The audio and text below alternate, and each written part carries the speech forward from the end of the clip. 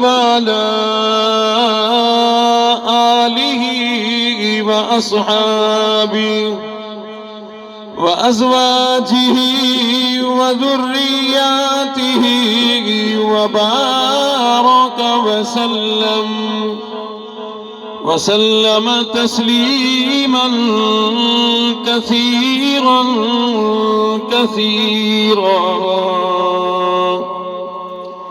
أما بعد فأعوذ بالله السميع العليم من الشيطان الرجيم بسم الله الرحمن الرحيم فمن الناس من يقول ربنا آتنا في الدنيا وما له في الآخرة من خلاق ومنهم من يقول ربنا آتنا في الدنيا حسنة وفي الآخرة حسنة وقنا عذاب النار. وقال الله تبارك وتعالى في مقام آخر لقد كان لكم في رسول الله أسوة حسنة لمن كان يرجو الله واليوم الآخر وذكر الله كثيرا.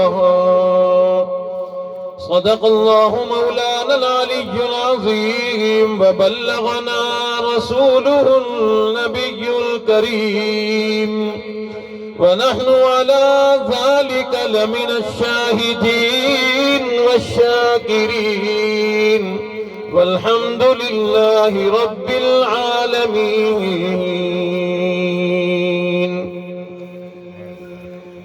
تمام حضرات اخلاص و محبت سے بلند آواز سے نماز والا درود پاک پڑھیں. اللهم صل على محمد وعلى آل محمد كما صليت على إبراهيم وعلى آل إبراهيم إنك حميد مجيد. اللهم بارك على محمد وعلى آل محمد كما باركت على إبراهيم وعلى آل إبراهيم إنك حميد مجيد.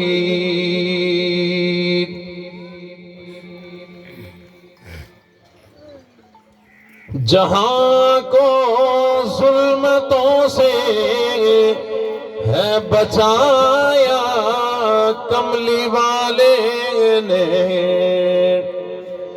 جہاں کو ظلمتوں سے ہے بچایا کملی والے نے، فلاح و فوز کا رستہ دکھایا کملی والے نے. ہوئے مبعوث تو رک گئی رسم دختر کشی والی، ہوئے مبعوث تو رک گئی رسم دختر کشی والی، جہاں کو شان بیٹی کا بتایا کملی والے نے. تم انسانوں کے حق کی بات کرتے ہو ارے نادان تم انسانوں کے حق کی بات کرتے ہو ارے نادان میں قربان حق حیوانوں کا دلایا کملی والے نے فلاح و فوز کا رستہ دکھایا کملی والے نے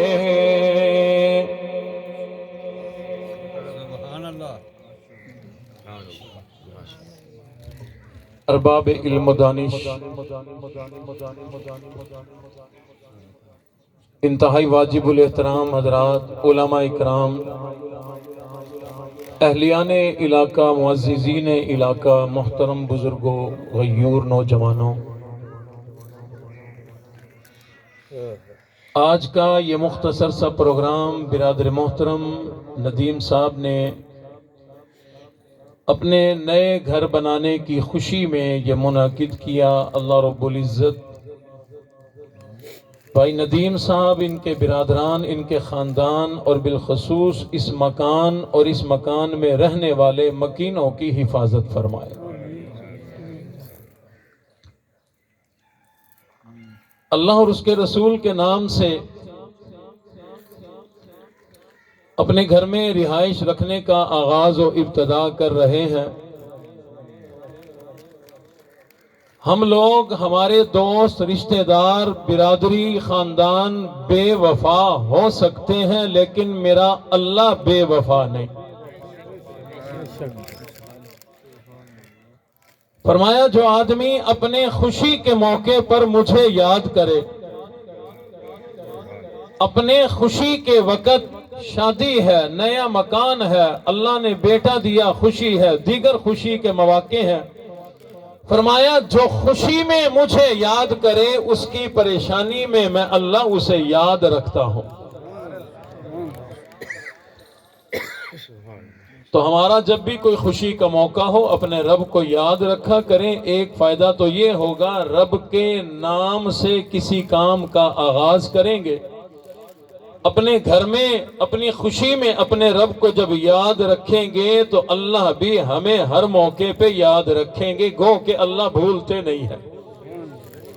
اس سے مراد یہ ہے کہ جب پریشانی آ گئی، جب کوئی دکھ آ گیا، جب کوئی آپ کے گھر میں کوئی آفت آ گئی، آپ نے خوشی میں یاد رکھا، اللہ اس وقت آپ کو یوں یاد رکھیں گے کہ اپنے فضل و کرم سے آپ کی وہ تکلیف، وہ پریشانی، وہ دکھ، وہ مصیبت اللہ اپنے فضل و کرم سے ٹال دیں گے۔ ہم اپنے گھر بنایا کرتے ہیں، کبھی گرمی کا موسم آتا ہے، کبھی سردی کا۔ گرمی سے بچیں، سردیوں میں سردی سے بچیں۔ چھت بھی ڈال لیتے ہیں، دیواریں اونچی کرتے ہیں، چور سے بچیں، ڈاکو سے بچیں، جانوروں سے بچیں، درندوں سے بچیں اور خطرناک پرندوں سے بچیں۔ اپنے دشمنوں سے حفاظت اپنی جان کی کریں، اس لیے ہم اپنے گھر بنایا کرتے ہیں۔ بہت اچھی بات ہے، اللہ نے یہ ہمیں جان عطا فرمائی، یہ بڑی قیمتی جان ہے، ایک مرتبہ ملا کرتی ہے، چانس کوئی نہیں، دوبارہ نہیں ملا کرتی۔ میں نے تو زندگی میں صرف ایک واقعہ سنا، علی پور کا علاقہ، دیہات کا، وہاں ایک علاقہ ہے، وہاں مجھے ایک ساتھی نے، وہ میرے عزیز بھی ہیں وہاں پر، تو میں نے وہاں تھا تو کہنے لگے قاری صاحب آپ یہاں بیٹھیں یا ہمارے ساتھ چلیں، ایک پروگرام ہے کچھ شادی کا، میں نے وہاں جانا ہے۔ میں نے کہا کہاں پر؟ کہتا جی وہ پیرو موت ہے نا، جو پیرو موت، وہاں جانا ہے۔ میں نے کہا پیرو اور موت یہ کیوں علاقے کا یا کسی کا نام پڑا؟ کہنے لگے آپ کو نہیں پتا؟ میں نے کہا میں تو کبھی کبھار یہاں آتا ہوں، میرے علم میں کہاں سے آیا؟ تو کہنے لگے کہ ایک شخص تھا یہاں پر جس کا نام پیر بخش تھا، تو پیرو پیرو کہتے تھے، اللہ کی شان وہ مر گیا، لوگوں نے رونا تھا، روئے، انتظامات ہوئے، غسل دیا، کفن دیا، اور جنازہ پڑھنے کے لیے چرپائی پہ رکھ کر لے کر جا رہے تھے، راستے میں وہ اٹھ کے بیٹھ گیا۔ اٹھ کے بیٹھا، اس کو اتارا، ہاں جی تو مر گیا تھا، کہتا نہیں میں تو سویا ہوا تھا۔ ڈاکٹروں نے تصدیق کی، لوگوں نے تصدیق کی، شور شرابہ ہوا، سب کچھ ہوا، اسے نہیں پتا، اللہ نے اس پر موت طاری کی، لیکن اللہ کی شان، کئی گھنٹوں کے بعد اللہ نے دوبارہ اسے زندگی عطا فرمائی۔ ایک عرصہ رہا، بچے ہوئے، زندگی گزاری، اس کے بعد جو موت آئی پھر اصل زندگی ختم ہوئی، دوبارہ نہیں آیا۔ یہ میری رب کی قدرت کے کام ہے۔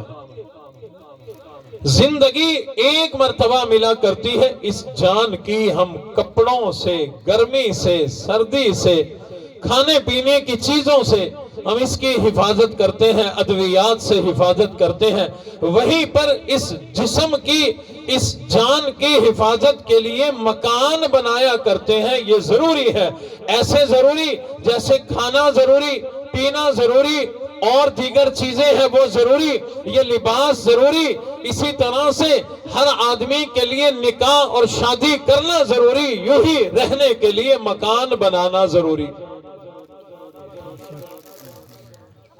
اب جب اپنا مکان بنائیں تو اس وقت نیت کوئی نیک شامل کر لے۔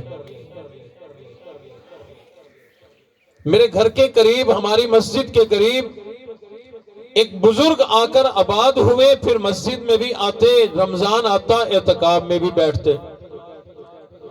جیل سے جیلر ریٹائر تھے، پہلے رہائش کہیں اور تھی، مجھ سے بڑا اچھا تعلق بنا۔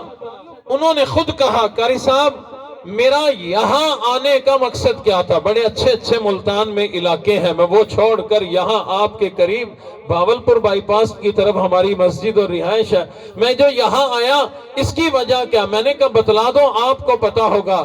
کہنے لگے میرے ذہن میں تھا جب ریٹائر ہو جاؤں گا، ریٹائرمنٹ کے بعد قاری حلیم ملتانی کی مسجد کے قریب رہائش لوں گا، ان کی بھی زیارت کرتا رہوں، ان کی مسجد میں نمازیں بھی پڑھتا رہوں۔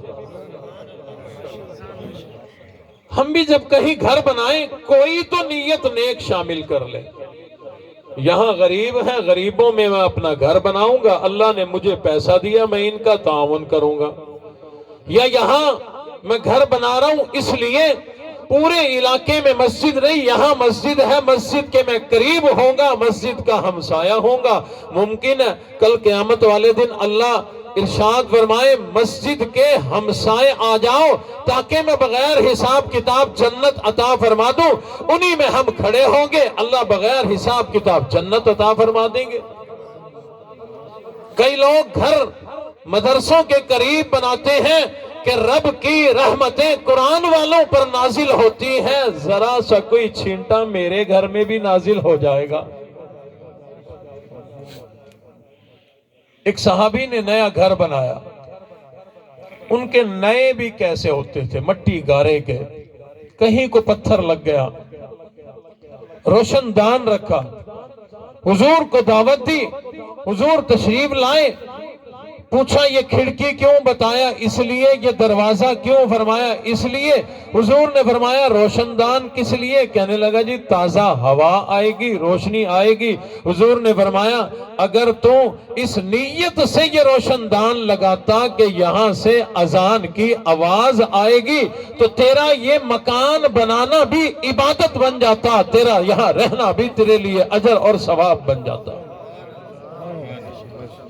یقیناً ہم لوگ بھی اپنے مکانوں کے اندر دروازے لگاتے ہیں، کھڑکیاں لگاتے ہیں، روشن دان لگایا کرتے ہیں، ایگزاس فین کا گول سوراخ رکھا کرتے ہیں، نیت یہ ہوتی ہے دروازے سے ہم لوگ آیا جایا کریں گے، کھڑکی اس لیے بنایا کرتے ہیں یہاں شیشہ ہوگا، اس کی چمک ہوگی، اس میں جو ونڈو لگی ہے، جالی لگی ہے، کبھی ہمیں ہوا کی ضرورت ہے کھول لیا کریں گے، باہر ڈیکوریشن والا ایلومینیم لگا ہوتا ہے تاکہ دیکھنے والا کہے بڑا اچھا مکان بنایا۔ روشن دان لگاتے ہیں تاکہ یہاں سے ہوا آیا کرے گی، یہاں سے روشنی آیا کرے گی۔ اور لوگوں اگر ان تمام راستوں کے لیے نیت یہ کر لو یہاں سے اذان کی آواز آئے گی، یہاں سے مسجد سے ہونے والی تلاوت کی آواز آئے گی، یہاں پر مسجد سے ہونے والی کوئی کلام پڑھے گا، امام الانبیاء کا نعتیہ کلام پڑھے گا، اس کے پڑھنے کی آواز آئے گی، رمضان کا مہینہ آئے گا، میں رات کو سحری کے وقت اٹھوں گا، سحری جگانے والے کی آواز آ جائے گی، یہاں سے مجھے پتا چلے گا سحری کا وقت ختم ہو گیا، روزہ بند کر لو، ہمیں اس چیز کا پتا چل جائے گا، اس چیز کی آواز آئے گی۔ شام کو تو اپنا دسترخوان لگا کے بیٹھا ہوگا، ایک ایک منٹ گنتا ہوگا، ایک ایک سیکنڈ گنتا ہوگا، پھر اذان آئے گی یا اعلان آئے گا روزہ کھول لو، ٹائم ہو گیا۔ اگر اس نیت سے یہ کھڑکی لگائے، دروازہ لگائے، روشن دان لگائے، ونڈو لگائے، ایگزاسٹ فین کا راستہ بنائے، تیرا یہ کوٹھی بنانا، یہ بنگلہ بنانا عبادت میں شمار ہو جائے گا۔ بہرحال رب کائنات نے ہمیں یہ جان عطا فرمائی، یہ زندگی عطا فرمائی، یہ جسم عطا فرمایا، یہ بڑا قیمتی ہے۔ رب کائنات ہمیں اس جان کا بھی کل قیامت والے دن سوال کریں گے، میں نے تمہیں زندگی دی تھی، بتلاؤ زندگی میں کیا کیا؟ زندگی میں اللہ کی عبادت کر کے میں اللہ کو راضی کیا یا نہ کیا؟ میرے حبیب نبی کی ذات اقدس کی اطاعت و فرما برداری کر کے درود و سلام کے تحفے پیش کر میرے حبیب نبی کو راضی کیا یا نہ کیا؟ لوگوں زندگی گزار رہے ہیں، خود تصور میں لے آؤ اللہ اور اس کے رسول کو ہم نے اس زندگی میں کتنا راضی کیا، کتنی اطاعت کی، کتنی فرما برداری کی ہے۔ کل قیامت والے دن سوال کیا جائے گا، جوانی ملی ہے، جوانی کا سوال کیا جائے گا، علم ملا ہے، مال ملا ہے، ان چیزوں کا بھی سوال کیا جائے گا۔ اور لوگوں لہذا اس جان اور زندگی کی ہمیں حفاظت کرنی پڑتی ہے۔ اس کی حفاظت کرنے کے لیے ہم لوگ اپنے بڑے قیمتی مکان بنایا کرتے ہیں۔ میرے قیمتی کہنے سے پریشان نہ ہو جانا، ماشاءاللہ اللہ اس بچے کو قرآن کا حافظ و قاری بنائے۔ یہ نہ کہنا کہ قاری صاحب نے ندیم صاحب کی قیمتی کوٹھی دیکھ کے یہ بات کر دی، الحمدللہ مجھے بھی اللہ نے ایسا مکان دیا ہے۔ صحیح میں سڑدا کوئی نہیں، میں تو ٹھرتا اصل ٹھرن والے لوگ ہیں۔ قیمتی میں نے اس لیے کہہ دیا تاکہ اگلی بات بھی سمجھا دوں۔ قیمتی کوٹھی بنانا کوئی گناہ کوئی نہیں، پر سہولت قریب شہر میں روزی اور اچھا مکان اور دیگر چیزیں بھی ہیں، تفصیل میں نہیں جانا چاہتا۔ حضور نے فرمایا جس کو یہ مل جائیں وہ خوش قسمت ہے، خوش نصیب ہے۔ کیوں؟ غریب آدمی کی آدھی نہیں بلکہ پونی زندگی تو اسی خواہش میں گزر جاتی ہے کاش اچھا مکان ہو۔ اپنے ملتان میں ایک ساتھی ہے، میرے پاس جمعہ پڑھنے آتا ہے، ہمارا اس لحاظ سے زیادہ لوگوں سے تعلق اور حالات ہمیں پتہ ہوتے ہیں۔ ایک دن اس نے مجھے بتلایا قاری صاحب، حالانکہ میں جانتا ہوں اس کے دادا کے دور سے ہمارے والد صاحب کا اور ہمارے گھرانے کا تعلق ہے، ان کے ہم تمام حالات جانتے ہیں۔ مجھے کہنے لگا قاری صاحب میری بھی کوئی زندگی ہے، میں کرائے پہ پیدا ہوا، کرائے پہ جوان ہوا، کرائے کے مکان میں شادی ہوئی، کرائے کے مکان میں اولاد ہو رہی ہے۔ میں نے کہا بھائی یہ میرے اللہ کی تقسیم ہے، اللہ کسی کو دولت دے کے آزماتے ہیں، کسی سے لے کے آزماتے ہیں، کسی کو اولاد دے کے آزماتے ہیں، کسی سے لے کے آزماتے ہیں، کسی کو نہ دے کے آزماتے ہیں۔ یہ تمام لوگ آزمائش کے عمل سے گزر رہے ہیں، پریشان ہونے کی ضرورت نہیں۔ ایک صحابی کا طویل قصہ، حضور کی خدمت میں وہ صحابی نہیں آ رہے تھے، ایک دن آئے، حضور نے فرمایا کہاں تھے؟ کہتے جی اللہ نے مال بڑا دیا، مصروف تھا۔ حضور نے فرمایا باقی لوگ پہلے جنت میں جائیں گے تو ان سے کئی 100 سال بعد میں جائے گا صحابی ہو کر۔ عرض کی آقا وجہ؟ فرمایا وہ غریب ہیں، جائیں گے اللہ سوال کریں گے مال جو دیا تھا اس کا کیا کیا؟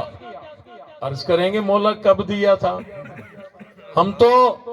ہم تو روٹی بھی پوری نہیں کھا سکتے تھے، یہ آزمائش کے لیے اللہ فرمائیں گے میں سب جانتا ہوں، جاؤ جنت میں۔ جب وہ صحابہ آئیں گے جن کو مال زیادہ دیا تھا، حضور نے فرمایا تم حساب دیتے دیتے تمہیں بڑا عرصہ گزر جائے گا، اس لیے ان صحابہ سے بہت دیر میں جاؤ گے۔ میں نے جب یہ حدیث شریف اس نوجوان کو سنائی بڑا خوش ہو گیا، اطمینان ہوا دل میں، کیونکہ ہمارا کام یہی ہے کہ صرف ڈرانا نہیں، قبر بھی دکھانی ہے، حشر بھی بتانا ہے، یہ ہماری ذمہ داری ہے، لیکن مسلمان کے دل خوش کرنے سے بڑا ثواب ملتا ہے، اس لیے ہم ایسی حدیثیں بھی سنایا کرتے ہیں۔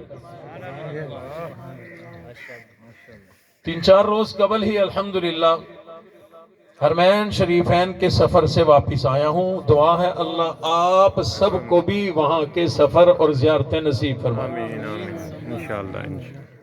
میری اہلیہ ساتھ تھی،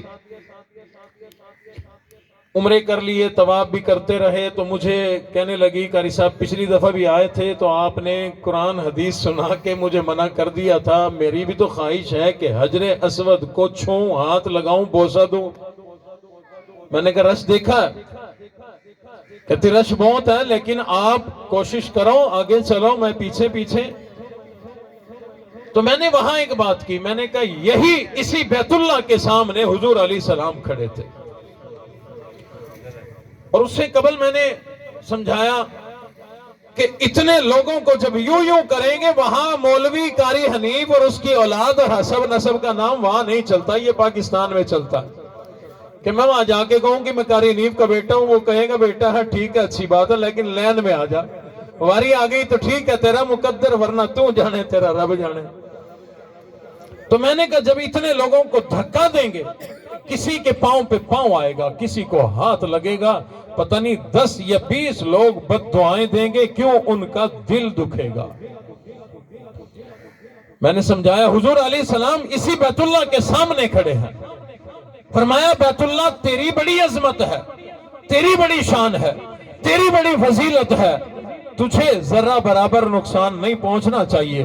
فرمایا اے بیت اللہ ان تمام عظمتوں کے باوجود میرے دل میں بڑی محبت ہے، اس سب کے باوجود تجھے ایک دن میں کوئی 100 مرتبہ گرائے، 100 مرتبہ بنائے، تجھے توڑے بنائے، دکھ ہے، لیکن اتنا دکھ نہیں ہے جتنا کسی مسلمان کے دل دکھانے پہ دکھ ہوا کرتا ہے۔ ہم لوگ اس چیز کو کچھ سمجھتے ہی نہیں ہے کہ کسی کا دل دکھانا، کسی کا دل توڑنا یہ کتنی بڑی بات ہے، کتنی بڑی بات ہے۔ کل قیامت والے دن اس کا بھی جواب دینا پڑے گا۔ حضور علیہ السلام معراج کے سفر سے واپس تشریف لائے، صحابہ اکرام اور بالخصوص جو سب سے قریب تھے، جگر تھے، دل تھے، یار تھے، رشتہ دار بھی تھے، محبت بھی بڑی تھی، نام ہے ابو بکر صدیق رضی اللہ تعالیٰ عنہ۔ 4 بندوں کے سوا خوش کوئی نہیں ہوا۔ میں اگر اپنا کوئی دوست یار بتاؤں تو سارا مجمع شاید خوش ہو جائے گا۔ جزاکم اللہ، جزاکم اللہ، اللہ ان کی جوانی میں برکت عطا فرمائے۔ میں نے تو حضور کے یار اور رشتہ دار کا نام لیا ہے، آپ کی مرضی۔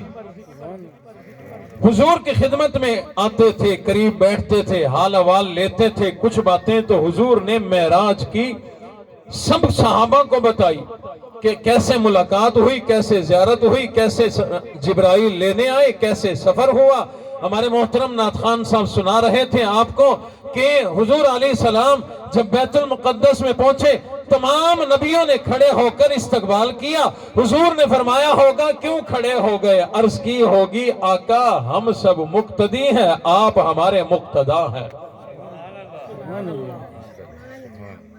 تو یہ سارے واقعات سنائے حضور نے، لیکن حضرت ابو بکر صدیق نبض شناس، رمز شناس نبوت، جانتے تھے کہ کچھ باتیں ابھی نہیں بتائی۔ ایک روز اما عائشہ صدیقہ رضی اللہ تعالیٰ عنہ نے کوئی خدمت کی، امام الانبیاء کی، امام الانبیاء بڑے راضی ہو گئے، خوش ہو گئے۔ حضور علیہ السلام نے خوشی میں اظہار کرتے ہوئے فرمایا اے عائشہ بتلا کیا مانگنا چاہتی ہے؟ آج جو مانگے گی میرا اللہ عطا فرمائے گا، میں تیرے لیے جھولی پھیلاؤں گا، بول کیا کہنا چاہتی ہے؟ عرض کرنے لگی آقا آج آپ کے ذریعے سے رب سے جو مانگا جائے گا مل جائے گا، آج آپ کا دریائے کرم جوش میں ہے، دریائے رحمت جوش میں ہے۔ حضور نے فرمایا ہاں ہاں مانگو کیا مانگتی ہو؟ عرض کرنے لگی آقا لگتا ہے آج بڑا قیمتی کوئی سامان ملنے والا ہے، اگر اجازت ہو تو مجھے اجازت دیں اپنے ابا کے گھر جا کر، صدیق کے گھر جا کر اپنے ابا سے مشورہ کر کے آ جاؤں کہ مانگنا کیا ہے۔ اللہ اکبر۔ ہمیں بھی اپنی اولادوں کی ایسی تربیت کرنی چاہیے کہ جب ان سے پوچھا جائے نا کچھ تو وہ کوئی قیمتی جملہ نکالیں اپنی زبان سے۔ رات ایک جگہ میں نکاح میں تھا، نکاح کی محفل تھی، بچی کے پاس جب جیسے جاتے ہیں پوچھنے کے لیے رضامندی اور حق مہر کا، خیر آج کل تو لوگ لکھ دیتے ہیں 5000، پوچھنے کی حضرت ضرورت ہی کوئی نہیں۔ اور میں وہاں مولویوں سے لڑتا ہوں، اور مولوی صاحب نکاح رجسٹرار صاحب تو سرکاری جو ہے ایک افسر بھی بن گیا نکاح کا، اس میں علماء بھی ہوتے ہیں، دیگر غیر علماء بھی ہوتے ہیں۔ 5000 جب لکھ رہے ہوتے ہیں تو وہاں مجھے بولنا پڑتا ہے، آگے پیچھے میں چپ رہتا ہوں، اور اسی وجہ سے چپ کی وجہ سے میں نکاح رجسٹرار بھی نہیں ہوں۔ میرے تعلق والے ہمارے والد صاحب سے محبت والے کہتے ہیں تو زبانی خطبہ اور نکاح پڑھا دیتا ہوں، تحریر مولوی صاحب کے ذمہ، تو انہیں سمجھاتا ہوں۔ اور آپ میں سے بھی کوئی اگر ہے نکاح رجسٹرار تو سن لے، 5000 حق مہر 2023 میں بنتا ہی نہیں ہے ہی نہیں۔ ایک آخری مثال دے دوں، دکان پہ گئے کپڑا لینے، کپڑا دکھاؤ جی، اس نے دیکھا نا جی مولوی سوٹڈ بوٹڈ واس کٹ، سامنے موبائل بھی نظر آ رہا ہے، اینک بھی گول مٹول گاندھی جیسی اچھی لگائی ہوئی ہے، اس کا مطلب ہے تکڑا۔ وہ ایک دم سے 5000 کا سوٹ نکال کے ڈالتا ہے۔ میں کہتا ہوں بھائی کتنے کا؟ کہتا ہے جی 5000۔ او بھائی نہیں، اس سے ہلکا، وہ 4 کا دکھاتا ہے۔ پھر میں کہتا ہوں اس سے ہلکا، وہ 2.5 پہ آ جاتا ہے۔ جب میں آخری دفعہ کہتا ہوں نا اس سے ہلکا، وہ سمجھ جاتا ہے کہ اتو اسا ڈٹھائی یوسف ہے، یوسف نہیں جوسف ہے۔ وہ پھر دکھاتا ہے 1200 کا۔ مولوی اگر غریب ہو یا کوئی بھی گاہک، وہ کہتا ہے اس سے ہلکا ہے، وہ پھر 7000 کا دکھا کے کہتا ہے اب نہیں بولنا، یہ آخری بالکل ہلکا۔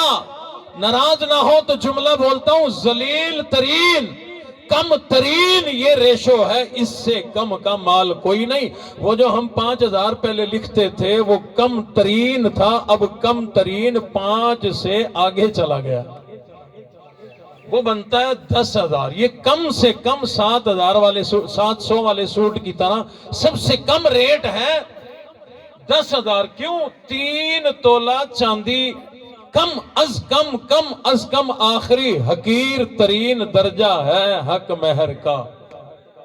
3 تولے چاندی تو قیمت کتنی ہے؟ تقریباً 1000 یا 1100 تک تقریباً پہنچی ہوئی ہے۔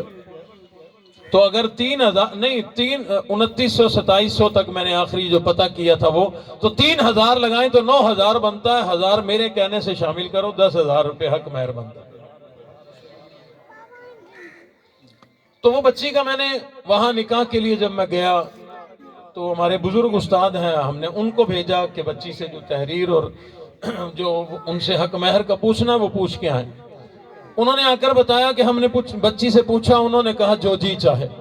پھر پوچھا جو جی چاہے، انہی کے ایک بزرگ تھے، انہوں نے کہا بیٹا یہ جو جی چاہے والا معاملہ نہیں ہے، جو کہو گے وہی حق مہر لکھا جائے گا۔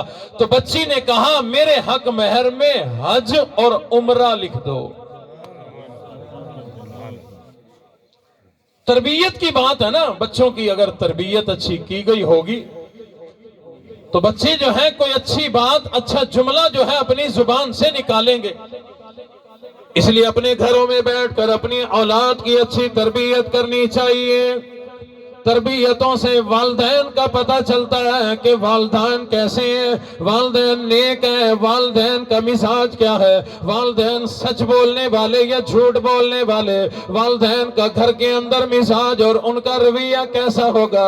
اولاد کی تربیت، اولاد جو لباس پہن کے مسجد میں آتی ہے، مدرسے میں آتی ہے، اسی سے پتہ چل جایا کرتا ہے کہ ماں باپ کی تربیت، ماں باپ نے اپنی اولاد کی تربیت کیسی ہوگی۔ آج لوگ لوگ سمجھتے ہیں سکول بھیج دیا، کالج بھیج دیا، بس یہی تو تربیت ہے، وہاں استاد کس لیے، ہم ہزاروں روپے کی فیسیں کس لیے دیا کرتے ہیں، اسی لیے تو دیتے ہیں وہ انگلش بولنا سکھائیں، انگلش کے ہم مخالف کوئی نہیں۔ میں الحمدللہ آپ کے یہاں گلگشت کی یونیورسٹیوں میں پڑھ کر کے اپنے علاقے میں جانے والا مولوی بیٹھا ہوں، میں نے ایم اے بھی کیا، میں نے LLB بھی کیا، میں ان دنیا کی تعلیموں کا مخالف کوئی نہیں، لیکن اس بات کی مخالفت ہے کہ یونیورسٹی جا کر میں قاری حنیف کی تعلیمات کو نہیں بھولا۔ اپنی اولاد کو یونیورسٹی بھیجیں، کالج بھیجیں، لیکن ان کی تربیت اچھی کریں۔ آج ہم کبھی سوچتے ہی نہیں جیسے دنیا کے ہر کام کے لیے سوچا کرتے ہیں۔ بھائی ندیم نے سوچا پلاٹ لو، کہاں لینا چاہیے، مشورہ کیا ہوگا، جب لے لیا مکان کیسا بنانا چاہیے، مشورہ کیا ہوگا، دنوں نہیں بلکہ مہینوں تک سوچ بچار کی ہوگی۔ اور لوگوں، یہ اولادیں ہمارا بڑا قیمتی سرمایہ ہے، ان کے ایک ایک بول سے ماں باپ کی تربیت چھلکا کرتی ہے، بلکہ اگر یہ نیکی میں آگے بڑھیں گے یا کسی برائی میں بہت آگے بڑھ جائیں گے، کہنے والے یہی کہا کرتے ہیں کہ اس کے ماں باپ بھی ایسے ہوں گے۔ بڑا ایک عجیب واقعہ یاد آ گیا، میں اپنے موضوع سے ہٹتا جا رہا ہوں، میں نے تو آپ کو ندیم صاحب کا مکان سنانا تھا صرف۔ بہرحال یہ باتیں ہماری ضرورت کی ہیں، اس لیے اللہ دل میں ڈال رہے ہیں۔ ایک بزرگ کا نام آپ نے سنا ہوگا، بالخصوص جو لوگ کتابیں پڑھتے ہیں تاریخی، انہوں نے پڑھا ہوگا، یا ان میں بھی خاص جو میرے والد گرامی کے بیانات سنتے ہیں تو ضرور جو ہے ان کا نام پڑھا اور سنا ہوگا، خواجہ قطب الدین بختیار کاکی رحمت اللہ علیہ۔ بہت بڑے ایک اللہ والے گزرے ہیں۔ کاکی، قطب الدین کاکی، پرانی ہندی زبان میں کاکی روٹی کو کہتے ہیں۔ روٹی سمجھتے ہیں جی؟ دیکھو پھلکا دن، کئی غصے میں ٹکر بھی کہہ دیتے ہیں مولویوں کو۔ تو یہ نام ان کے ساتھ کیسے پڑ گیا؟ بچہ ابھی چھوٹا ہے، دنیا میں آیا، ماں باپ مشورہ کر رہے ہیں کہ اسے نیک کیسے بنائے۔ اللہ اکبر۔ ہمارے گھروں میں معذرت کے ساتھ یہ مزاج نہیں ہے، یہ مشورہ ہوتا ہے کہ ابھی یہ 3 سال کے قریب ہے، اس کو کس پلے گروپ نرسری والے اچھے سکول میں بھیجیں، اب پرائمری ہو گئی، اسے کہاں بھیجیں، ابھی میٹرک میں آیا نہیں، اس کی یونیورسٹیوں کے مشورے ہو رہے ہوتے ہیں۔ اگر مشورہ نہیں ہے تو اس کی تربیت کا نہیں ہے۔ اسے نیک کیسے بنائیں، اس کو نمازی کیسے بنائیں، اس کو رب کیسے سکھائیں، اس کو نبی کیسے بتائیں۔ میں نہیں کرتا سوال، اگر کر لیا تو سب کو نموشی ہوگی، شرمندگی ہوگی کہ اس مجمع میں سے کسی باپ نے اور مائیں اندر سن رہی ہے، کسی ماں نے آج تک سوچا کہ اپنے بچے کو میں اپنا رب سکھاؤں، اس کی قدرت بتاؤں تو کیسے بتاؤں، سوچا بھی نہیں، اس کو بتانا تو بات کی بات۔ ماں باپ آپس میں مشورہ کر رہے ہیں کہ قطب الدین کو کس طرح سے رب کی پہچان کرائی جائے، اسے نیک بنایا جائے، اسے دین سکھایا جائے، اس کو اپنے نبی کی پہچان کرائی جائے۔ بالآخر یہ بچہ بڑھتا بڑھتا تھوڑا سا اونچا ہو گیا، مشورے بھی چلتے جا رہے ہیں، 5-6-7 سال کی عمر میں آ گیا۔ ماں نے اس بچے کو ایک مدرسے میں داخل کرا دیا، یہ بچہ مدرسے میں چلا گیا پڑھنے کے لیے۔ مدرسے سے دوپہر کے وقت یہ بچہ آیا، اسے بھوک لگی ہے، اسے پیاس لگی ہے، آ کر کے سوال کر دیا، اماں کھانا دے دو، اماں روٹی دے دو۔ ماں اسی دن کے انتظار میں تھی، ماں نے پہلے سوچ لیا تھا بچے کی تربیت کیسے کرنی ہے۔ ماں نے کہا بیٹا مجھ سے روٹی کیوں مانگتے ہو؟ کہنے لگے اماں کئی سال ہو گئے مجھے ہوش سنبھالے ہوئے، اس دن سے لے کر آج تک میں آپ سے ہی روٹی مانگا کرتا ہوں، آج کیوں نہ مانگوں؟ اماں نے کہا نہیں پہلے بھی مجھ سے نہیں مانگا کرتے تھے، کھیل کود کر آیا کرتے، اندر روٹی پکی رکھی ہوتی تھی، تمہیں جگہ معلوم ہے، وہاں جا کر تم روٹی اٹھاتے کھا لیا کرتے تھے۔ اماں جاؤ اندر روٹی ہوگی۔ اماں کہنے لگی نہیں، آج کے بعد طریقہ یہ ہوگا، ہمیں بھی روٹی اللہ دیا کرتا ہے، تو بھی روٹی اللہ سے مانگا کرے گا، ہمیں بھی روٹی اللہ دیتا ہے، تجھے بھی روٹی اللہ دیا کرے گا۔ اے میری اماں، مجھے تو مانگنا نہیں آتا، مانگنا تو سکھا دو۔ اماں نے فرمایا آجا پہلے وضو کر لو۔ بچے نے وضو کر لیا، اماں نے مصلی بچھایا، بچے کو مصلی پہ کھڑا کر دیا۔ اماں نے کہا بیٹا آج کے بعد یہی طریقہ ہوگا، یہاں آ کر وضو کر کے مصلی بچھا کر 2 رکعت نفل نماز حاجت کی پڑھ کے اپنے اللہ سے سوال کیا کرو، مولا مجھے بھی روٹی عطا فرما۔ اماں نے کہا جب تم یہ کام کرو گے تو اللہ تمہیں روٹی دیں گے، اندر کمرے میں جا کے تلاش کرنا، تمہیں روٹی مل جائے گی۔ ہمیں بھی اللہ دیتے ہیں، تمہیں بھی اللہ دیں گے۔ بچے نے نماز پڑھی، دعا مانگی، مولا میرے اماں ابا کی بھی تو روٹی تم دیتے ہو نا، لہٰذا مجھے بھی دے دو۔ دعا ختم کی، اندر کمرے میں جب گئے، ماں نے روٹی بنا کے کہیں چھپا رکھی تھی۔ ایمان اور عقیدہ اور یقین رب کی ذات پہ اس کا جمانے ٹکانے بنانے کے لیے کہ اس کے ذہن میں یہ بات بیٹھ جائے، روٹی اماں نہیں دیتی، روٹی ابا نہیں دیتا، روٹی کوئی مالک نہیں دیتا، فیکٹری کا، دکان کا، کوئی دنیا کا بندہ نہیں دیتا، روٹی دینے والی ذات اللہ کی ذات ہے۔ اپنا بھی عقیدہ پہلے بناؤ، یہی پھر بچوں کا بنا سکو گے۔ اماں نے روٹی چھپا رکھی تھی، بچہ اندر گیا، تلاش کی، روٹی مل گئی، خوشی سے آیا، اماں دیکھو اللہ نے روٹی دے دی۔ اماں نے دل میں رب کا شکر ادا کیا، مولا مہربانی، بیٹا میرا عقیدے کی طرف چلا ہے، اسے استقامت عطا فرما۔ یہ سلسلہ چلتا رہا۔ ایک دن بچہ گیا مدرسے، اماں چلی گئی علاقے میں، کوئی نکاح کی محفل تھی، وہاں شادی میں شرکت کے لیے عزیزوں میں چلی گئی۔ خواتین کا مزاج ہے، جہاں بیٹھی تو پھر بیٹھ گئی، 3 گھنٹے گفتگو کر کے پھر کہتی ہے کہ میں تو سبزی بنا کے رکھ کے آئی تھی اور تیرے بھائی کا جو ہے میرے شوہر کا آنے کا ٹائم ہو گیا، میں نے تو روٹی پکانی ہے، اجازت دو۔ وہ اجازت وہاں سے لے کے دروازے پہ آ جاتے ہیں، دروازے پہ کھڑے ہو کے 1.25 گھنٹہ گفتگو ہوتی ہے، پھر کہتی ہے اجازت دو۔ اس نے اجازت دے دی، پھر 1 گھنٹہ اور گزر جاتا ہے، کہنے لگے اچھا باتیں تو ساری جو کرنے آئی تھی رہ گئی، باقی باتیں فون پہ کریں گے۔ اماں مصروف ہوئی، اماں کو اچانک یاد آیا کہ میرا بچہ آ گیا ہوگا، مجھے تو یاد نہیں رہا۔ اماں وہاں سے دوڑی، رب کے سامنے جھولی پھیلائی، مولا کہیں اتنے دنوں کی محنت ضائع نہ ہو جائے، کہیں مجھ سے پہلے میرا بچہ نہ پہنچ جائے، آج اسے روٹی اگر نہ ملی اس کا عقیدہ ختم ہو جائے گا، اس کا یقین رب کی ذات سے ہٹ جائے گا۔ مولا مہربانی فرما، مجھے جلدی پہنچا، میرے بیٹے سے پہلے پہنچا، رب کی شان ہے۔ اماں جب گھر میں آئی، دیکھا بچہ آیا ہے، سویا پڑا ہے، میٹھی نیند سویا ہوا ہے۔ اماں نے آ کر جلدی سے بیٹے کو جگایا، فرمایا او میرے بیٹے جلدی کر اٹھ کھڑا ہو، وضو کر، مصلی بچھا، اپنے رب سے دعا مانگ، روٹی مانگ لے، روٹی کھا لینا۔ بیٹا کہنے لگا او میری پیاری اماں، آج جیسی روٹی میرے اللہ نے دی ہے ایسی روٹی زندگی میں نہیں کھائی۔ بیٹا کہاں سے کھائی، کہاں سے مل گئی؟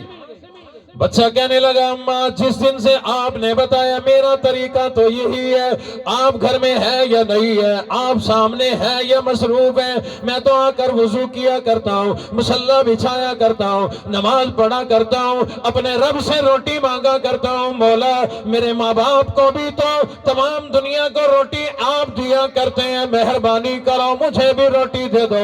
آج بھی میں آیا، مصلی بچھایا، نماز پڑھی، میں نے رب کے سامنے دعا کی، مولا روٹی دے دو۔ میں نے اندر جا کر تلاش کی، بلکہ تلاش کرنے کی ضرورت نہیں پڑی، جو ہی میں کمرے کے اندر داخل ہوا، بڑی بہترین، بڑی اعلیٰ مجھے خوشبو آ رہی تھی، روٹی مجھے خود بلا رہی تھی کہ میں یہاں ہوں۔ میں نے جا کر روٹی اٹھائی، ایک لقمہ جو کھایا ایسا مزہ آیا کہ زندگی میں کبھی مزہ نہیں آیا۔ آج تو بڑا لذیذ کھانا اماں میرے اللہ نے مجھے عطا فرمایا۔ اماں کی آنکھوں میں آنسو آ گئے، لیکن ضبط کر لیے۔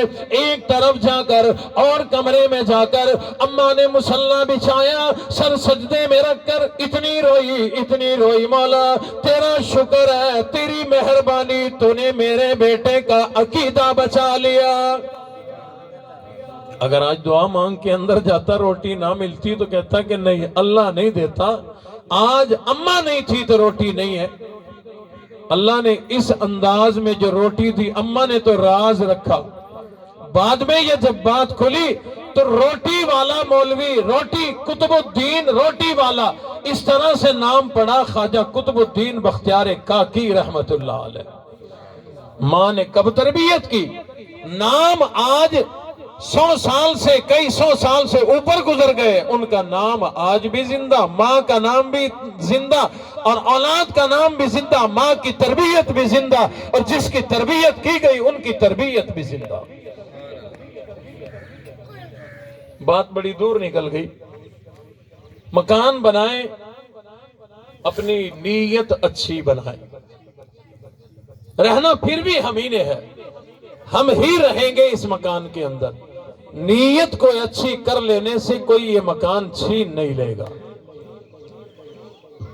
اور حضور علیہ الصلوۃ والسلام نے ارشاد فرمایا، نوروا منازلکم، اپنے گھروں کو منور کرو، روشن کرو۔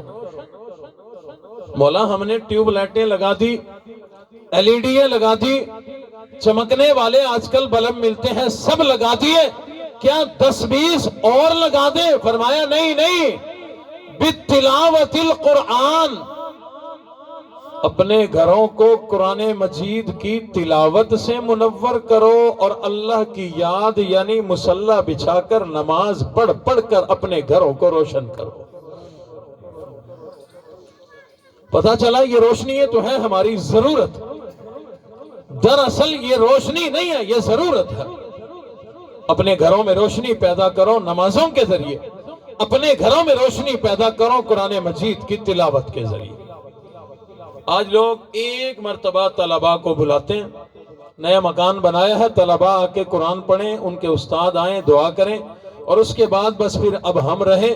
ایسا نہ کیا کریں، یا تو خود پڑھو، خود قرآن پڑھنے والے بن جاؤ۔ کس کو قرآن پڑھنا نہیں آتا؟ اور میری ندیم بھائی سے گزارش ہے، میں حدیث شریف بھی ساتھ سناتا ہوں اور فضیلت بھی بتاتا ہوں۔ حضور علیہ الصلوۃ والسلام نے ارشاد فرمایا، جس گھر کے اندر 3 دن تک سورۃ البقرہ پڑھ لی جائے، جن کیا جنوں کی جڑیں بھی نکل جاتی ہیں۔ تو 3 دن تک طلباء کو، مولویوں کو زحمت نہیں دینی، خود پڑھیں۔ طریقہ میں بتا دیتا ہوں، 2.5 سپاروں کی تقریباً ہے، گھر کے 4-5 افراد ہیں، 1 سپارہ آپ پڑھیں، جب پڑھ چکے ہیں تو اگلا سپارہ کوئی اور شروع کر دے، جب وہ پڑھ چکے ہیں تو پھر آگے کوئی اور شروع کرے، 3-4-5 لوگ مل کے ایک دن پڑھیں، دوسرے دن، تیسرے دن، انشاءاللہ تمام عاملوں سے بھی نجات، اپنی روزی پہ بھی میں لات مار رہا ہوں، تمام پیروں سے بھی نجات، مولویوں سے نجات۔ اس کا مطلب یہ نہیں کہ مولانا زبیر صاحب کو آپ بھول جائیں، بلاتے رہیں دعا کے لیے، کیونکہ یہ آپ کے محسن ہیں، انہوں نے ہی یہ سارا مجمع سجایا ہے، ان کے ہی آپ نے ذمہ لگایا تھا۔ الحمدللہ ارادہ نہیں تھا، کیونکہ ابھی ہم بھی تازے آئے ہیں، سفروں کی تھکاوٹ ہے، کیونکہ وعدہ کر چکے تھے تو اللہ نے اس لیے یہاں حاضری کی توفیق عطا فرما دی۔ تو 3 دن تک، آج سے نہیں کل سے شروع کریں، 10 دن کے بعد جب فرصت ہو 3 دن مسلسل سورۃ البقرہ پڑھیں۔ فرمایا صرف جنات نہیں، ان کی جڑ نکل جائے گی، یعنی اس کا مطلب یہ کہ جنات کا اللہ یہاں داخلہ بند کر دیں گے۔ یہ تو ہے 3 دن کا کام۔ اس کے بعد میں بھائی ندیم صاحب پہ رکھ کے سب کو ہی سنا رہا ہوں بھائی بات، کیونکہ یہ میرے والد صاحب سے بڑی محبت فرماتے ہیں، تو مجھے پتہ ہے یہ انہوں نے کوئی بات محسوس نہیں کرنی۔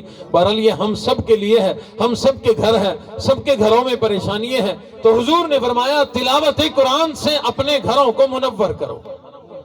ایک تو یہ میں نے آپ کو بات بتائی، اور اپنا فائدہ، اپنے گھر کا فائدہ اگر نہیں کرو گے، پھر ہم میرے جیسے بہت بیٹھے ہیں، لاکھوں لے جائیں گے، جان نہیں چھوٹے گی۔ اس لیے حضور علیہ الصلوۃ والسلام نے ارشاد فرمایا، گھر تیرا تو قرآن کی تلاوت بھی تو کیا کر۔ قرآن مجید کی تلاوت کرنے کی روزانہ عادت بناؤ. اپنے گھر میں مرد بھی تلاوت کریں, عورتیں بھی تلاوت کریں. اپنے بچوں کو بھی فجر کی نماز کے بعد ساتھ بٹھا لیا کریں, وہ بھی قرآن مجید کی تلاوت کریں. اور لوگ حضور علیہ الصلوۃ والسلام نے ارشاد فرمایا, جو آدمی ایک حرف قرآن مجید کا پڑھتا ہے, ایک حرف کس چیز کو کہتے ہیں؟ الف ایک حرف ہے, لام ایک حرف ہے, میم ایک حرف ہے. فرمایا جو ایک حرف پڑھے, الف پڑھے, با پڑھے, تا پڑھے, سا پڑھے, جیم پڑھے, ایک حرف پڑھے, ایک حرف پڑھنے پر میرا اللہ 10 نیکیاں عطا فرما دیا کرتا ہے. اگر اپنے گھر کے اندر تو روزانہ 1 سپارہ پڑھے گا, آدھا سپارہ پڑھے گا, 3 رکوع پڑھے گا, زیادہ پڑھنا نہیں آتا, 1 رکوع پڑھے گا, سورۃ الفاتحہ کی تلاوت کرے گا, قل هو اللہ والی سورت کی تلاوت کرے گا. اس میں ایک حرف نہیں, سینکڑوں حروف ہیں, ہزاروں حروف ہیں. اندازہ لگاتا جا, کیلکولیٹر گھماتا جا, تجھے کتنی نیکیاں ملیں گی. اور نیکیوں سے مراد یہ ہوتا ہے اللہ رب العزت گناہ معاف فرما کر ثواب تیری نیکیوں کا ثواب تیرے نام اعمال میں لکھوا کر اللہ رحمتیں بھی دیتے ہیں, برکتیں بھی دیتے ہیں, غیب سے روزی عطا فرماتے ہیں. اپنے گھر میں قرآن مجید کی تلاوت کرنے کی عادت بنا, خود بھی پڑھ, اپنے بچوں کو بھی پڑھا, اپنی بیوی کو بھی پڑھا, اپنی بیٹی کو بھی پڑھا. یہ قرآن مجید کی تلاوت کیا کریں. بلکہ میں تو گزارش کیا کرتا ہوں, گھر میں اگر 10 لوگ رہا کرتے ہیں, ایسی ترتیب بنائیں, گھر کا ایک آدمی صبح کے وقت پڑھے, ایک دوپہر کو پڑھے, ایک شام میں پڑھے, ایک مغرب کے بعد پڑھے, ایک عشاء کے بعد پڑھے. اگر کوئی گھر میں بزرگ مرد ہے یا عورت ہے, رات کو اٹھنے کا عادی ہے, ان کے ذمہ لگاؤ کہ وہ تہجد کے وقت اٹھ کے قرآن پڑھے. ہوگا کیا؟ قرآن مجید کی تلاوت 24 گھنٹے یا اکثر اوقات تیرے گھر میں تلاوت قرآن ہوتی رہے گی, رب کی رحمتیں برستی رہیں گی. شان قرآن شان قرآن نعرہ تکبیر شان صحابہ شان اہل بیت نعرہ تکبیر.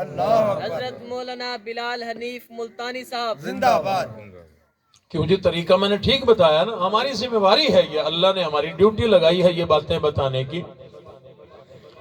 تو اس لیے ہم ڈھونڈتے رہتے ہیں کہ کیا چیز ہمارے لیے نفع کی ہے. اب 24 گھنٹے یا اکثر وقت 24 گھنٹوں کا جب تیرے گھر میں رحمتوں کا نزول ہوگا, یہ رحمتیں کیسے آتی ہیں؟ جب کبھی قرآن مجید کی تلاوت ہو تو اللہ کے فرشتے سننے کے لیے آتے ہیں. صحابہ آئے حضور کی خدمت میں, ایک صحابی کی شکایت لگائی, عرض کی آقا ہم فلاں دیہات سے آتے ہیں, ہماری ساتھ ہی ذرا فاصلے پہ فلاں صحابی کا گھر ہے جو آپ کی خدمت میں صبح آتا ہے شام کو چلا جاتا ہے, ذرا اس کو تو سمجھائیں فضول خرچی نہ کیا کرے. حضور نے فرمایا کیا فضول خرچی کرتا ہے؟ عرض کی وہ رات کو نا اپنے گھر کی چھت پہ دیے جلاتا ہے. ہم یہاں سے جب وہاں دیکھتے ہیں روشنی جلتی ہوئی, دیے جلتے ہوئے نظر آتے ہیں. دیے مفت میں نہیں آتے, دیے خریدے جائیں گے, تیل ڈالا جائے گا, اس کا اور خرچہ ہے, پھر جلانے پڑتے ہیں. روزانہ اتنی فضول خرچی کرتا ہے. غربت کا زمانہ ہے, جن پیسوں سے دیے جلاتا ہے کسی غریب کو دے دے, کسی غریب کا پیٹ بھر جائے گا, اللہ ثواب عطا فرمائیں گے. دیے جلانے پہ تو کوئی ثواب نہیں. حضور نے فرمایا تم نے آنکھوں سے دیکھا؟ عرض کی بالکل ہم روز دیکھتے ہیں. فرمایا ٹھیک ہے وہ آئے گا صبح, انشاءاللہ اس کو سمجھائیں گے. اگلے روز وہ صحابی حاضر خدمت ہو گئے, عرض کرنے لگے آقا مجھے قرآن پڑھاؤ, مجھے اپنا فرمان پڑھاؤ, مجھے دین سکھاؤ. امام الانبیاء نے فرمایا قرآن بعد میں, میرا فرمان بعد میں, دین کی تعلیم بعد میں, پہلے تو یہ سنو کیا تم قرآن نہیں پڑھتے؟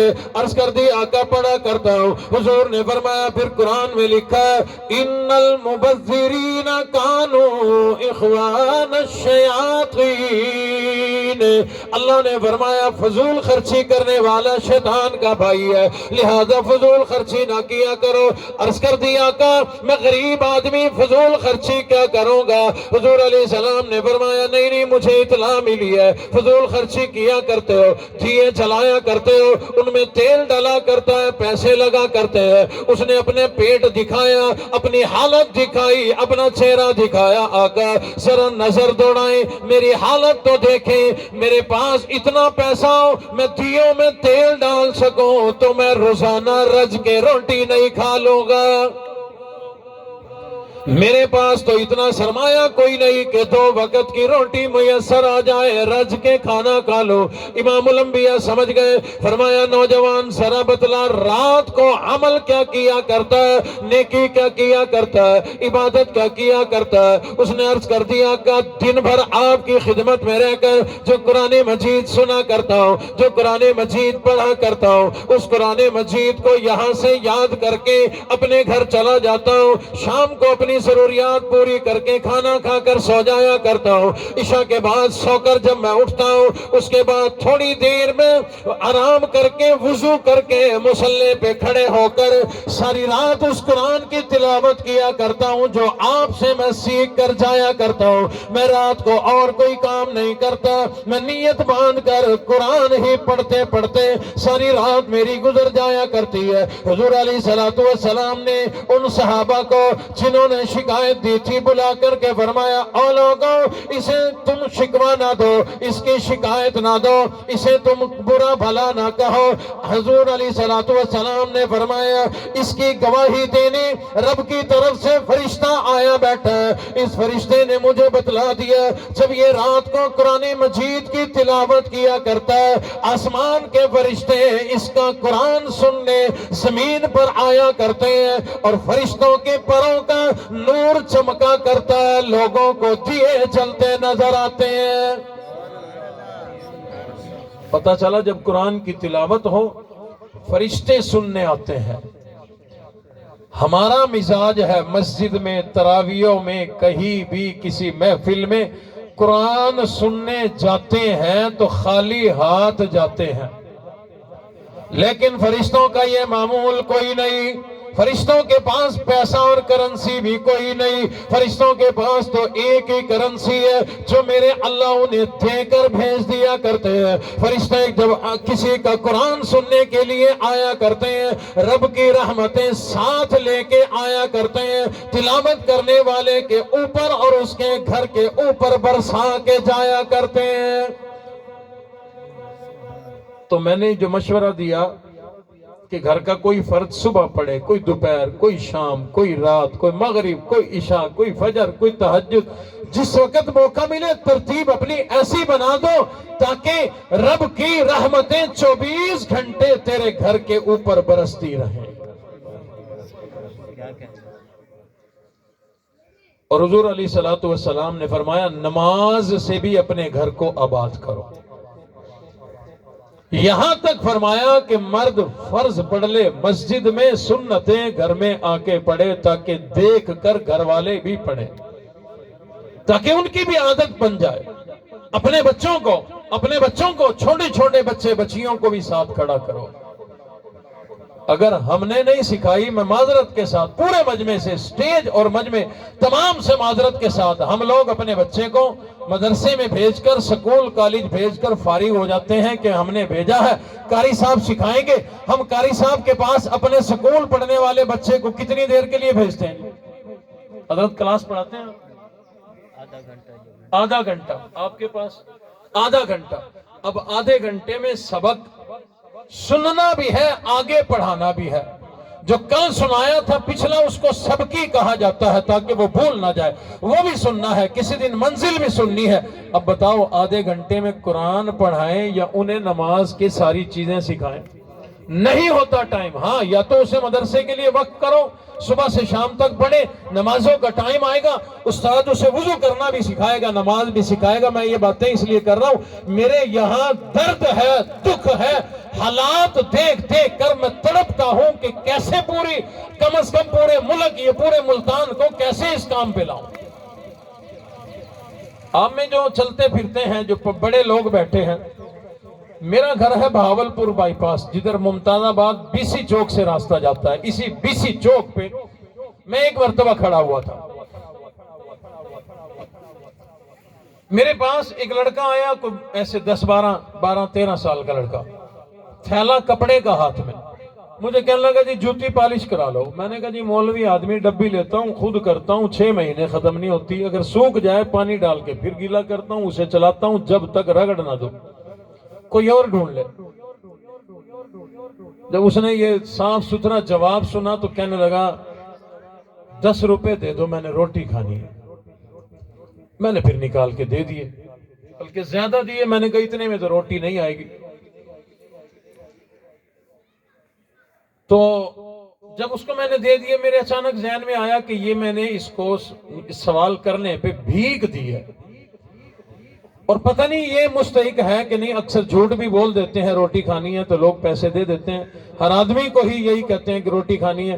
تو بہرحال میں نے کہا اس کے لیے یہ بھیک نہ بنے، حدیث شریف میں جو ہے وہ بڑی سخت وعیدیں ہیں، میں نے کہا بھیک نہ بنے۔ میں نے کہا یار پیسے تو میں نے دے دیے، وہ تجھے الگ دیے ہیں، بہرحال یہ جو میں نے پیسے دیے ہیں یہ تیری کمائی بن جائے، روزی بن جائے، میری جوتیوں پہ صرف برش پھیر دے۔ کہنے لگے جی میں تو پالش کرنے کو تیار ہوں، آپ نے تو ڈبل پالش کے پیسے دے دیے۔ میں نے کہا نہیں، پالش کا ٹائم نہیں، بس برش پھیر دو تاکہ یہ مزدوری بن جائے، بھیک نہ بنے۔ اب وہ جب برش پھیر رہا تھا، چمکا بھی رہا تھا کیونکہ ڈبل پیسے جو میں نے دیے ہوئے تھے۔ اب مولوی کی زبان رکتی نہیں، میں نے اس کو کہا جی ماشاءاللہ الحمدللہ ہم لوگ مسلمان ہیں، میں نے اپنی طرف اشارہ کیا۔ اس نے کہا جی ہاتھ چھوڑ کے نا برش سے کہا جی الحمدللہ مسلمان۔ میں نے کہا چلو شکر ہے، یہ تو پتہ چل گیا، ورنہ پتہ نہیں چلتا۔ ہمارا لباس ایک جیسا، چہرہ ایک جیسا، زبان ایک جیسی۔ آپ کے اس ملتان میں کرسچن بھی رہتے ہیں پیچھے قریب، بہت بڑا علاقہ ہے، رشید آباد سے جب اندر آئے ان کا انسٹیٹیوٹ ہے، پاسٹل انسٹیٹیوٹ، تو بہت بڑا۔ ہمارے ساتھ جو ہے وہ کالجز، یونیورسٹیز میں، ایجوکیشن یونیورسٹی میں بھی جو ہے وہ کرسچن لوگ پڑھا کرتے تھے۔ ایک جیسا ہی لباس ہوتا تھا بھائی سب کا، پتہ نہیں چلتا، اس لیے کہنا پڑتا ہے کہ الحمدللہ مسلمان۔ اس نے کہا جی الحمدللہ مسلمان۔ میں نے کہا شکر۔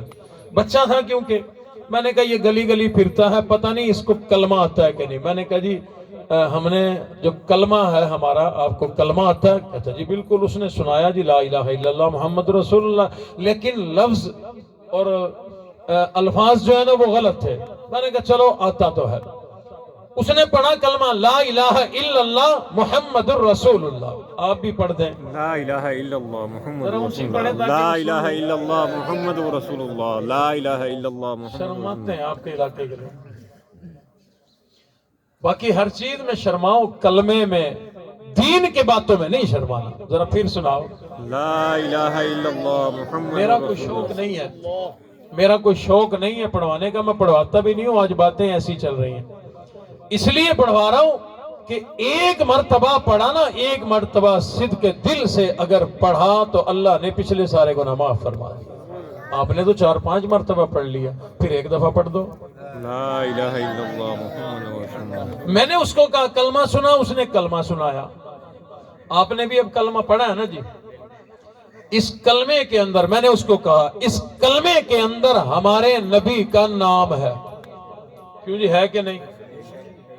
کو بچہ بتائے ہمارے نبی کا نام ہے نا اس کلمے میں؟ کیا نام ہے؟ ہاں جی بچے بتائیں، بچے آپ بتاؤ، بیٹھے بیٹھے۔ ہاں جی محمد الرسول اللہ صلی اللہ، جزاکم اللہ۔ ان بچوں کی، بیٹھے ہوئے بچے نے بھی سنایا، نام بتایا الگ سے، مجھے بڑی خوشی ہوئی۔ کیوں ہوئی؟ وہ تقریباً 13 سال کا وہ لڑکا تھا، میں نے کلمہ پڑھوایا، اس نے سنایا، میں نے کہا اس کلمے کے اندر ہمارے نبی کا نام ہے۔ میری بات سمجھ رہے ہیں آپ لوگ؟ اب اگلی بات سننا، میں نے کہا اس کلمے کے اندر ہمارے نبی کا نام ہے، پتہ ہے؟ کہتا ہاں جی پتہ ہے۔ میں نے کہا بتاؤ، کہتا شہباز قلندر۔